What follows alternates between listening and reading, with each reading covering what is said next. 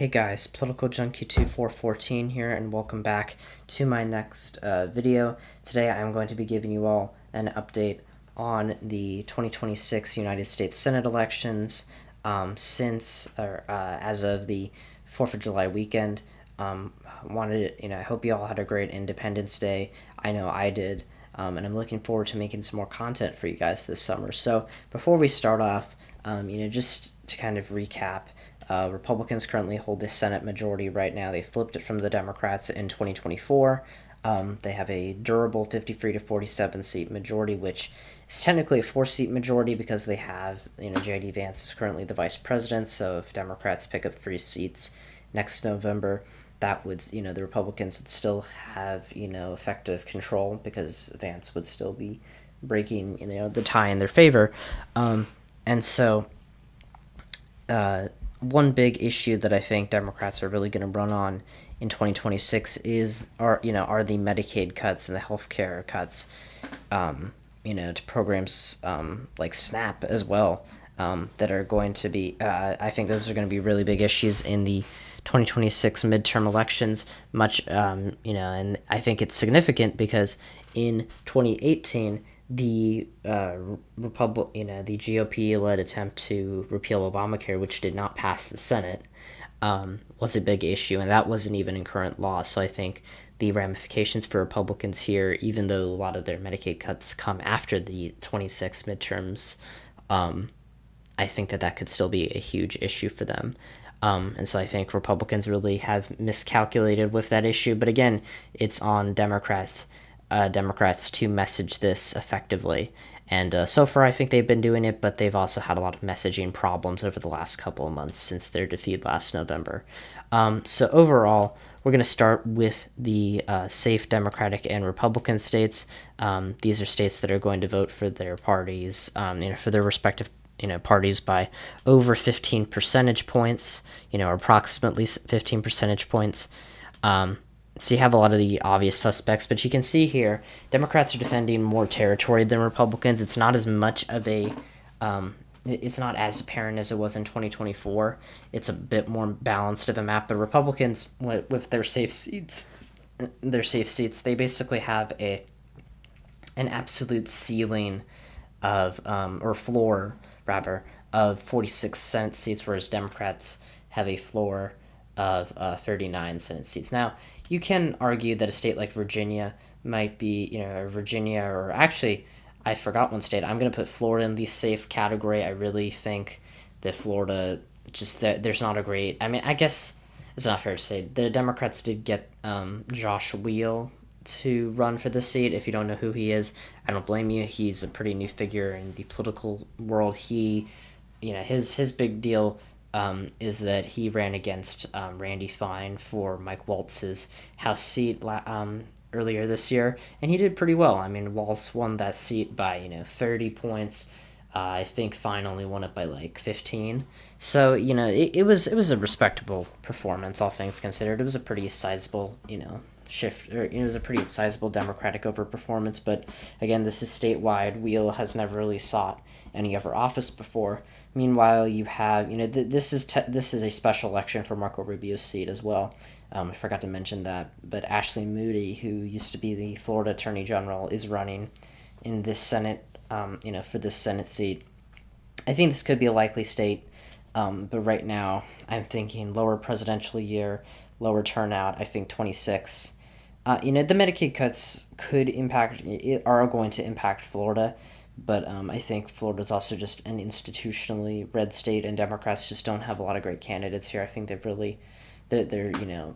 devastating losses in the last couple of cycles have really, turned away a lot of their best contenders who, if we're being honest, still wouldn't win.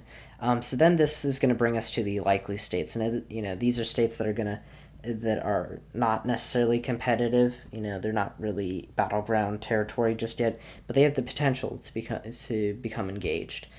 So, any state that's classified as this is going to be voting for their party by a margin of anywhere from 5 to 15 percentage points. So we'll go through some of these pretty quickly. There are only a couple that I really want to talk about in depth. Colorado and New Mexico, these are both states that have voted Democratic since 2008. They've both had Democratic senators, have elected Democratic senators for a while now. And I think that, Ben Ray Lujan in New Mexico and John Hickenlooper in Colorado aren't going to have any trouble winning re-election. I could even see Hickenlooper winning by a safe margin. Michael Bennet almost did that in his run in 2026, and Bennett's actually running for governor now.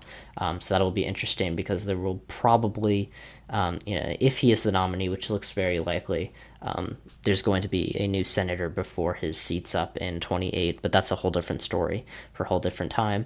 Virginia, I would say this could be a safe state. Mark Warner, I think he has not announced if he's going to run yet. I anticipate that he will, though. I think this will be his last term. Republicans, unless they run Glenn Youngkin, who I think is more likely to run for president, I think that they're pretty much kind of not going to really take that much of a look at this race. I mean, they really hyped up the race between Tim Kaine and Hung Cao in 2024. And while it wasn't a great performance, I mean, Kaine didn't do as well as I thought. He still won by 9 percentage points. He still outperformed the top of the ticket. And I mean, it was, he did okay, all things considered. New Jersey, I think this is going to be an interesting race. I think Cory Booker is a very strong incumbent. This is a very blue state historically.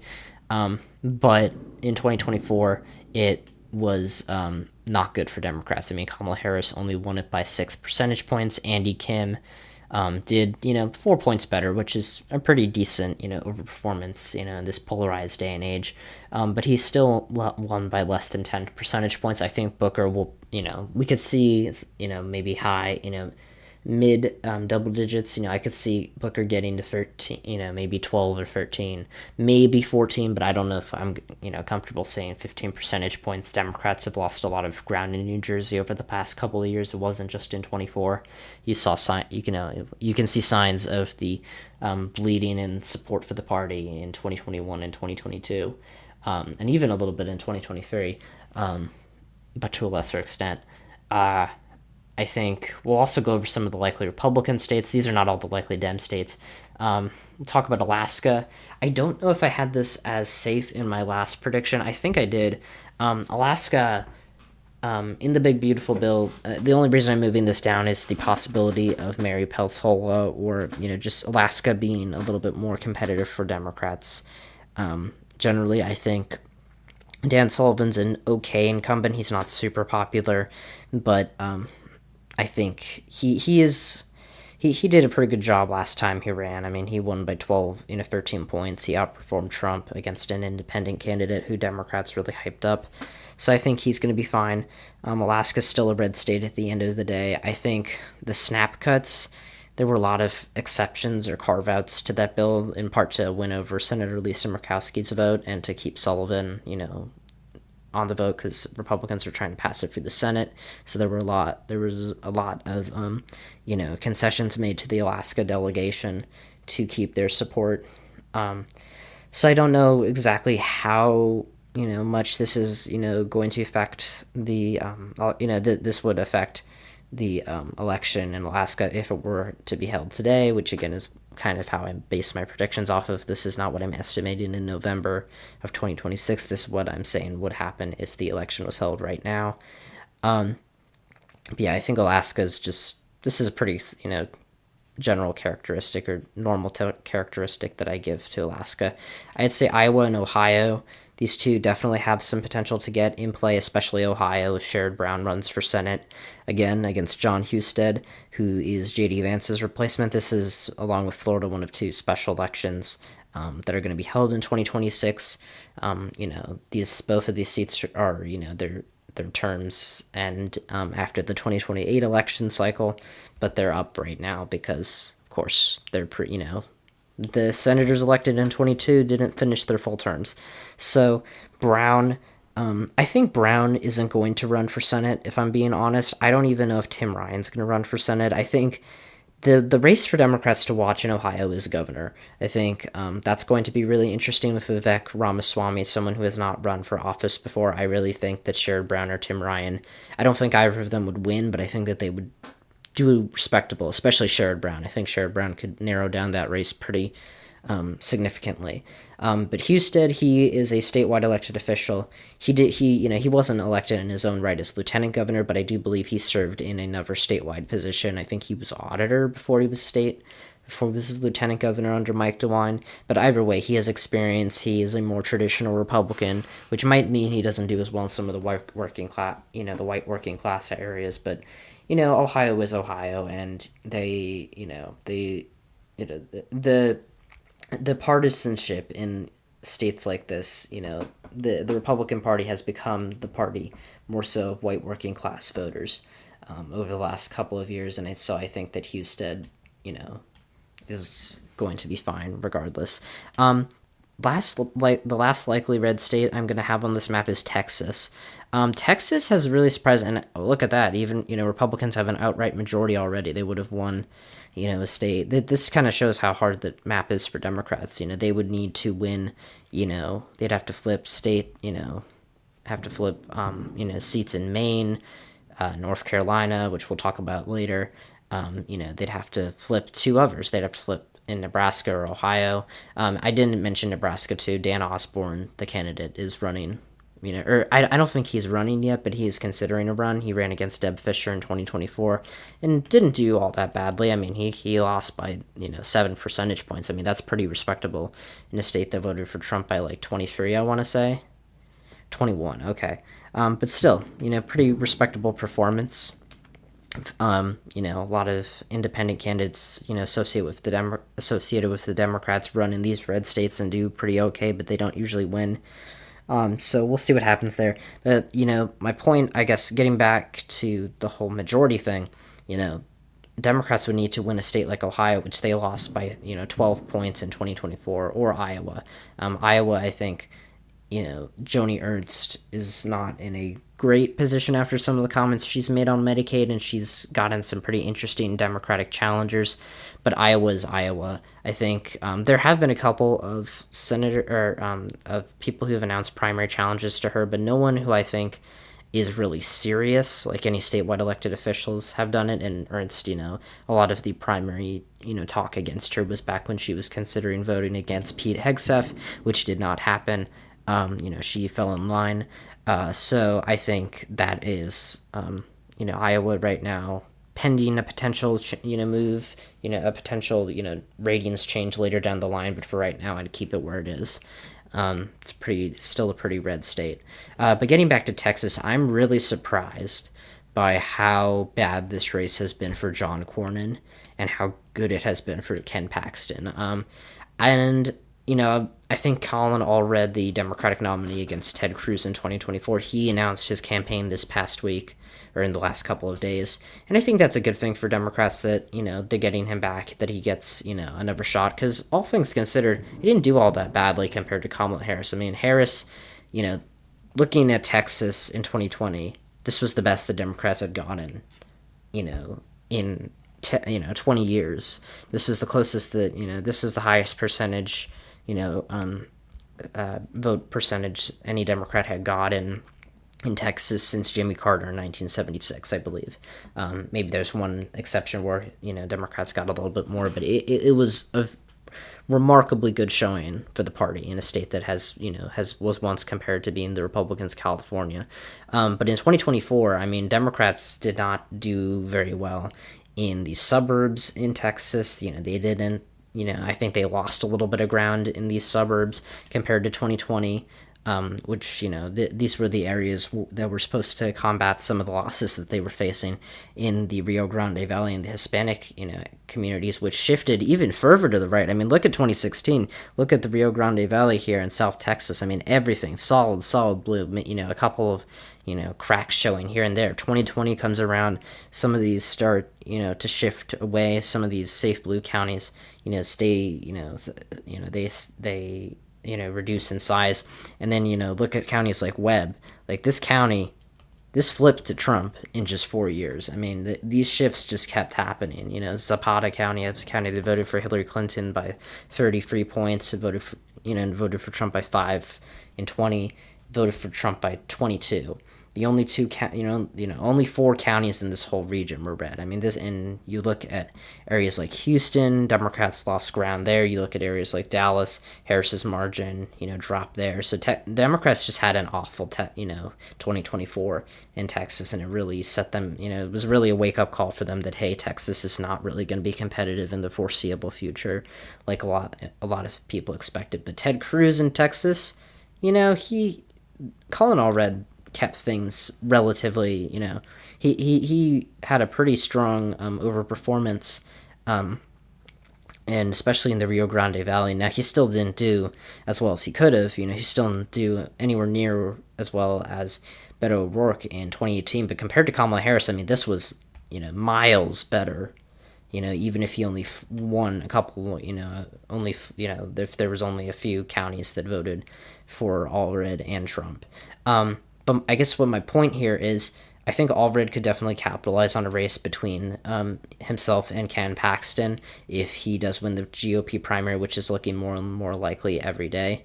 But I don't, think it's anywhere close to where he would be gaining, or where he would have a very, very, strong performance against, a Beto O'Rourke style, performance against Ken Paxton.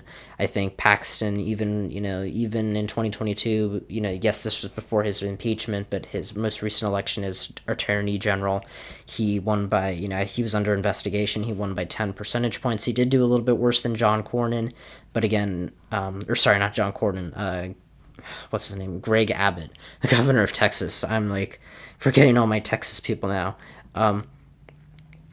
He did pretty well, and I think his impeachment definitely has weakened him a little bit. And against Allred, who has a ran a decent campaign, all things considered. I think this race could get down to lean R potentially, but I don't see a point where Democrats really win it. I think Democrats would be hard pressed to win back this race, despite some of the encouraging polling that they've got. And everybody thought Ted Cruz was going to go down in 2024. I mean, not everybody, to be fair. I didn't have Allred winning, but I mean, there were a lot of shock polls. I think even some in Senate GOP internal polls saw Ted Cruz losing to Colin Allred, and that did not happen, not even close, even though it was still a good performance compared to the presidential results. So I think Texas, still a red state. Cornyn's, the Cornyn-Paxton primary is definitely going to have a huge impact on this race. But honestly, if I'm being honest with you guys, I don't think Cornyn's going to stay in this race if, the polling does not change, which doesn't really seem like it is. I mean, yeah, there are some polls where it shows that, the two were headed off into a runoff because Texas is one of those sovereign states that has a system where the both parties, if one party doesn't win a majority or the leading candidate doesn't get a majority, the top two contenders face off in a runoff. But I mean, I think you look at most of these other polls, I mean, just complete blowouts for Ken Paxton. Cornyn's raised a lot of money. He's spent a lot of time getting ready for this. But Paxton announced pretty early last quarter, earlier than a lot of people thought he was going to, and I think that he's got the upper hand right now. And if he gets a Trump endorsement, I mean, I think it's over for Cornyn. The only thing that could save him would be a Trump endorsement at this point, unless something drastically changes, unless something really, really bad about Ken Paxton comes out. But I think, yeah, Paxton's more aligned with the MAGA portion of the, wing of the party, whereas Cornyn is more the Bush-Cheney style, Bush-Cheney style of Republican, which is the type that a lot of people in Texas prefer, and that's the type that has really stuck. And there are signs that Republicans in Texas, some of those Bush-Cheney types don't like people like Trump. But again, the last election kind of made that point a little bit more moot. So that's all I have right now. I will go to Minnesota and New Hampshire, which I believe are going to be likely states. These are both open seats. Tina Smith in Minnesota is retiring, and in New Hampshire, I was going to say Chris Pappas is retiring. Chris Pappas is running for Jeanne Shaheen's Senate seat. I think both of these seats. I mean, Minnesota. The thing that makes me want to it makes me tempted to put it in lean is the fractured Democratic primary, which shows now signs of there's been very little polling on the race, but it looks like it's really turning out to be a battle between Angie Craig and Peggy Flanagan.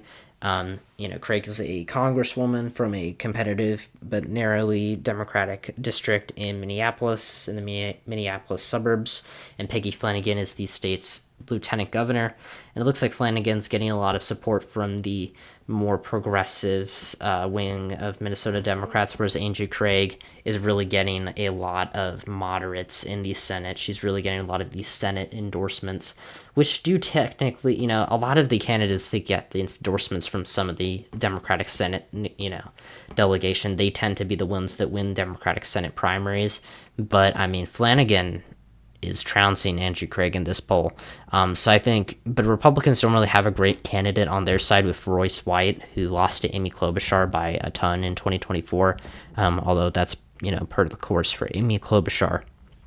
But overall, White is not a great candidate. I heard he said some pretty controversial things. So I think, Minnesota is a state that leans pretty solidly blue. Not pretty solidly blue. It's still it's on the periphery of being a swing state sometimes. It voted for Harris by 4 points in 2024. That's not necessarily a landslide victory by any means.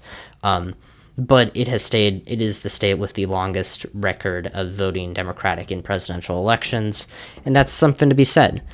So that's what I'm going to keep it as right now. New Hampshire, I think Chris Pappas really benefits from not having to run against anyone in the Democratic primary. He can focus immediately on the general election. I think Republicans, Scott Brown was a senator from Massachusetts and ran against Shaheen in 2014 after he'd lost his seat in Massachusetts. I think he's going to be the nominee. I think he's an all right candidate for Republicans. He did okay against Shaheen 2 cycles, 2 cycles for this Senate class before. He won, he got 48% of the vote. But again, there's a lot of accusations of carpetbagging and him not living in him not being from the state. I think Papa's being someone who's won consistently pretty, strong victories in a pretty swingy district. I believe in him to win statewide. Brown hasn't really won anything statewide, so I'm comfortable having this as a likely Democratic seat. So this leaves us with 4 toss-up races. These are going to be the races that are really the ones that decide, not decide the Senate majority. The Senate majority's already been decided, but decide if Democrats really have a shot at taking back the Senate in 2028, when there will be more opportunities for them to pick up seats in states like North Carolina and Wisconsin, and even in Ohio, if they get someone, if they have a good night in Ohio. But first of all, there's only one lean state on here, and that's going to be the state of Maine. Maine, I think Susan Collins is potentially vulnerable, but no Democrats want to run against her, and really, I don't blame them, because Susan Collins is an electoral juggernaut. She has survived. She's a survivor. She won her first race in 1996 by 5 points, and this is her closest election so far. This was when Bill Clinton was winning the state by like 20 points in the presidential election. She won it by 617 in 2002, then in 2008, the blue wave that we've all heard about by now, that all of us election experts are familiar with. She won by 23, and then in 2014, when Republicans picked up 9 seats, Collins won by an astounding 37%. She was pushing 70% of the vote. This was unbelievable. But then in 2020, she was expected to be very vulnerable. Basically no polls had her winning. And so while it was a surprise that she only won by 9 points, this is still historically not a great margin for her. And I don't think she's going to do much better in 2026. I think that she's going to win. I'm very confident in her being the favorite right now. And I have been for a while. Even if this is a, very Democratic year, I would still have trouble seeing her losing. But, I could see it. It's possible. Sherrod Brown and John Tester seemed untouchable for Republicans. and they, for a while, back in the 2018 midterm elections, and they succumbed. So I think it's just a matter of seeing who the Democrats put up here. I think a lot of the talent in Maine on their side is geared towards the governor's race because they don't have to run against an incumbent who has a track record of winning and who has, broken with her party on a lot of their key, domestic policy viewpoints, which has benefited her in Maine elections. So I think Collins right now, pretty clear favorite, but there's definitely potential for this to be a Democratic pickup. I mean, don't get me wrong. It's just it feels out of reach for them at the moment. But it's definitely, it's well, I wouldn't say out of the reach at the moment. I mean, this is lean, this isn't likely, but it's definitely within reach. It's just a little too far out of reach, or contradicting myself. It's a little bit of a stretch right now. So these last free seats, I'm gonna go by, I'm gonna go through them, one by one here. Try to do it fast because we're at 26 minutes already. I will start in the great state of Michigan, and I mean, I'll say all this. These are all states that voted for, these last three states were some of the closest in the 2024 presidential election. I mean, Michigan was, I want to say, the second closest state behind Wisconsin. Might have been a little bit closer. Yeah, it was the second closest state. And Georgia, these are two states with Democratic incumbents that have not, voted for Trump. These are both states with Democratic incumbents, but also states that voted for Trump in 2024. And Gary Peters in Michigan, the incumbent Democratic senator, is retiring. And unlike Debbie Stabenow in a Senate seat where Elisa Slotkin really locked down the primary field pretty early on, that is not the case here, at least not right now. I mean, Mallory McMurrow, a state senator who's gone viral for some of her, speeches attacking Republican policies or Republican tactics. You have Haley Stevens, the U.S. representative from Michigan's 11th congressional district. You have and you have some others. On the Republican side, it looks like Mike Rogers, he pretty much has the establishment support to win this race again, and I think he has a little bit better chance this time than before. Bill Huizenga definitely seems to be defying the he's definitely defying the establishment here by forging ahead with a run. He was expected to run 2 years ago, but he decided not to. I think he was seeking a committee chairmanship at the time, due to circumstances surrounding certain people running, or certain House Republicans running. I think Patrick McHenry, who was the financial services chair, retired, and so Huizenga wanted to go for it, and he didn't win it. But this time, he is willing to run. I don't expect him to be the nominee unless he gets Trump's endorsement, though. But in the general election, I think that this Democratic primary here, I mean, Michigan is not turning out to be that great of a year or is not turning out to be very great in 2026 for Democrats on this current trajectory. I mean, they have a freeway governor's race with the independent mayor of Detroit running for governor. But they have strong candidates on their sides, and at least from the expected nominees, or the what do you call them, presumptive nominees. And so I think Haley Stevens is going to be that nominee. I think that she is going to beat Mike Rogers, but I do believe it will be close right now. I really was thinking about moving this up into the lean category, but I'm just not there yet. I think I want a little bit more time. Michigan, I think that the Israel-Palestine issue is a big one for Democrats here. And I think that, even though it's a small section of the population, but I think that Trump's tariffs certainly won't help Republicans up here in Michigan.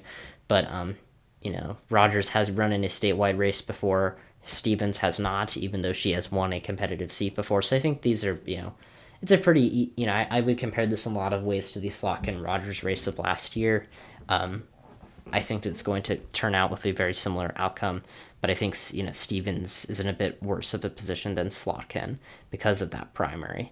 And so going down to Georgia, this is our second to last state. Brian Kemp has decided not to run for Senate, and that is the biggest gift the Democrats could ask for, because if you look back at hypothetical polling, and this is not to say the polls are everything, Brian Kemp was clearly, in almost every single poll, the only Republican who was beating Jon Ossoff. Now, I don't believe that that's exactly what would have happened, given, if all these, variables were still up in the air. I think Brad Raffensperger definitely could have beaten Ossoff. I think I don't think Marjorie Taylor Greene could have beaten Ossoff, but I think Mike Collins still could. Actually, is he still in consideration? I think he might be. Or has he declined? He has not, but he is still in the running. I guess he's still listed under hypothetical for some reason. Hypothetical polling. But whatever. Buddy Carter and John King, the congressman and the Georgia Insurance Commissioner, respectively, are running for this for this seat. I think that Ossoff, looking at the amount of money that he has pulled in, looking at the fact that he really has gotten off to a head start here, in the recent success of Georgia Democrats in these statewide races, I'm inclined to pick him. I think, and I have been for a while. I think I had him. I believe I had him as the winner in my last Senate prediction video when Kemp's status was still up in the air. I remember saying something along the lines of, I'm not sure if Brian Kemp's going to run just because of how silent he's been. And I think that aged pretty well. But also, even if you look back at 2024 and you look back at this map for Democrats, pretty bad map, right? Georgia, honestly, was not that bad in comparison. You look at the the results in 2016, and you look at, the shifts in the, Georgia suburbs. Harris didn't do all that much worse than Biden did. And I think that she really kept her losses in some of these rural counties to a minimum. I think that Georgia, honestly, was one of her better states, and it showed promise for Democrats down the line, even though it was still not a state that they won. So I think that that's really something to be said for the Georgia Democratic primary party, that they have managed to keep this up, have managed to, build this coalition that is still durable. In the, I think it's definitely a lot more durable than, the Arizona Democrats. I think Georgia is very much, in a lot of respects, on its way to becoming the next Virginia, should this all hold. But again, that's still up in the air, because Republicans are still doing well on the, statewide level or on the local level, and I think that they are going to win this governor's race in 2026, even though Kemp's not on the ballot. But overall, Georgia looking very promising for Democrats in the future and next year. I believe that Ossoff, it's going to be a contested race, just like the 2020 and 22 races were, and it's going to come down to the wire. But I think Ossoff's going to win it, and with it being, presumably a Democratic leaning year, because it's a Trump midterm, I think that it's going to be fine for the Democrats. Now we're going to go talk to the one that everybody has been talking about for the last couple of days. Tom Tillis decided not to run for re-election in North Carolina. He voted against the big, beautiful bill in the Senate. And he was threatened with a primary challenge from Trump, which is something that he's been trying to avoid for a long time now. There's been a lot of talk, a lot of, scorn. He's faced a lot of backlash from the North Carolina Republican Party for being a more bipartisan, figure in the Senate. And so I think, looking right now at the options for Democrats, in fact, I think we still need to get back to where we were up here. I like to have this map open, or not have the map open, but have this tab open. There are a lot of people on the Republican side that could potentially run. I think Greg Murphy would be okay. I've heard him say, Democrats could definitely bring some controversial statements out there, but I think, from his profile, I think voters would be okay with him. I think Laura Trump, I don't honestly think she's going to run. I mean, Laura Trump wants to run for Senate until she doesn't. She said she was very interested in running for Senate in North Carolina in 2022, which was another open seat. Then she wanted to be appointed by, she sought to be appointed by Governor Ron DeSantis to fill Rubio's Senate seat last year, and that didn't happen. She kind of dropped out of consideration once it became clear that DeSantis was going to pick Moody. So I think right now the Republican nomination's a bit up in the air. But Laura Trump definitely could run. She could. I definitely, think she's one of the more likely ones to be, but I wouldn't be surprised if some of these, backbenchers, the House delegation run, like Pat Harrigan, George Holding, Addison McDowell, even some of these that are, or George Holding, I guess he's a former congressman, but I wouldn't be surprised if some of them come out of the woodwork to run. I think Dan Bishop definitely could run, but he is in a cabinet role for Donald Trump right now, so I don't know if he's going to do that. Democrats right now, I think their chances of getting Roy Cooper in this race have never been greater, because a lot of former governors only, I think the amount of times that a former governor runs for Senate, more often than not, it's when it's an open seat in their state. Like former governors running for, running against an incumbent or running in a state that typically leans towards the other party.